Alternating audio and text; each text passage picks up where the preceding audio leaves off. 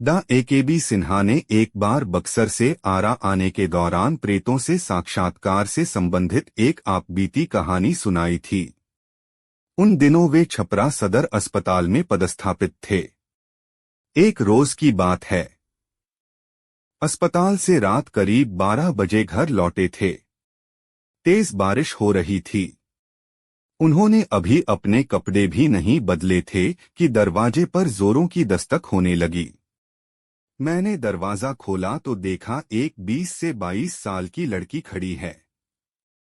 उसने बताया कि उसके पिताजी की तबीयत बहुत खराब है, मैं चलकर देख लूं।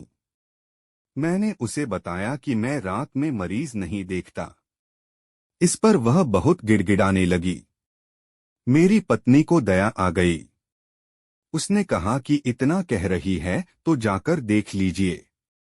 मैं अनमना सा बाहर निकला, अपनी कार निकली और उसे बैठने का इशारा किया। सुनसान सड़कों से होते हुए हम शहर से 5 से 7 किलोमीटर दूर एक कस्बे में पहुंचे। वहां आबादी से कुछ पहले ही एक मकान के बाहर रुके। लड़की ने मेरा बैग उठाया और मुझे लेकर अंदर गई। वहां एक बुजुर्ग व्यक्ति खाट पर लेटा हुआ था। उसकी हालत गंभीर थी। उसके सिरहाने 2 महिलाएं कड़ी थीं। मैंने उसकी नब्ज टटोली तो बर्फ सा ठंडा लगा। शरीर भी ठंडा था। उसमें जीवन के कोई लक्षण नहीं थे, लेकिन वह धीरे धीरे कुछ बोल रहा था जो समझ में नहीं आ रहा था। मुझे कुछ समझ में नहीं आया तो उसे एक इंजेक्शन दिया और एक दवा खिलाने को दिया। सिरहाने कड़ी एक औरत ने उसे खिला दिया। एक टैबलेट सुबह में खिला देने के लिए भी दिया। इसके बाद चलने के लिए उठा तो लड़की ने मेरा बैग उठा लिया और कार तक छोड़ आई। अगली सुबह अस्पताल जाने के लिए घर से निकला तो सोचा रात वाले मरीज को देखता चलूं। मैं बस्ती में पहुंचा, लेकिन वह मकान कहीं नहीं दिखा। मैं बस्ती में लोगों से पूछने चला गया। घटना की जानकारी देने पर लोग मुझे हैरानी से देखने लगे। एक बुजुर्ग ने बताया कि ऐसा कोई परिवार इस बस्ती में नहीं रहता। यह प्रेत लीला है जो हर एकाध साल पर घटित होती है। वह एक भूता खंडहर है।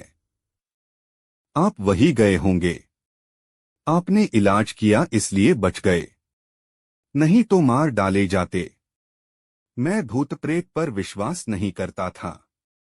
इस पर बस्ती के कुछ नौजवानों ने कहा कि उस जगह पर चलिए जहां वह मकान था। मैं 2-3 लोगों को लेकर वहां पहुंचा तो वहां पूरी तरह खंडहर था। उसमें मकड़े का जाल भरा हुआ था। काफी गंदगी थी।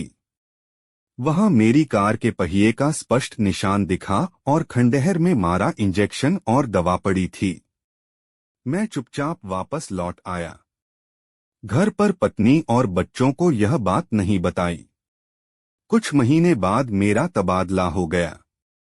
दूसरे शहर में जाने के बाद पत्नी और बच्चों को उस रात की घटना की पूरी जानकारी दी। आज भी उस रात की याद आने पर सिहर उठता हूँ।